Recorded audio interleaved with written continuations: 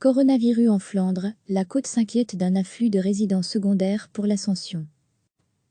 La Côte n'est pas prête à accueillir les propriétaires de résidences secondaires, a affirmé mercredi le gouverneur de Flandre occidentale, Karl de Caluwe. Un arrêté ministériel portant sur ces résidences doit tomber ce mercredi et le gouverneur craint une vague de nouveaux arrivants sur le littoral belge pour le week-end de l'Ascension.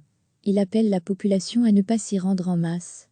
J'estime que chacun a le droit de se rendre à la côte, mais je crains que les distances recommandées ne pourront pas être assurées sur la digue en cas d'affluence, explique le gouverneur de Flandre occidentale. Il fera beau et, lors d'un week-end prolongé, les gens sont nombreux à considérer la côte comme une solution. Il appelle donc les propriétaires de résidences secondaires à ne pas se rendre en masse à la mer pendant le week-end de l'Ascension. Il n'y aura cependant pas de contrôle de police supplémentaire. Ces derniers porteront essentiellement sur les rassemblements et le respect des règles de distanciation. La Côte n'est pas prête à accueillir les propriétaires de résidences secondaires, a affirmé mercredi le gouverneur de Flandre occidentale, Karl de Caluwe. Un arrêté ministériel portant sur ces résidences doit tomber ce mercredi et le gouverneur craint une vague de nouveaux arrivants sur le littoral belge pour le week-end de l'Ascension.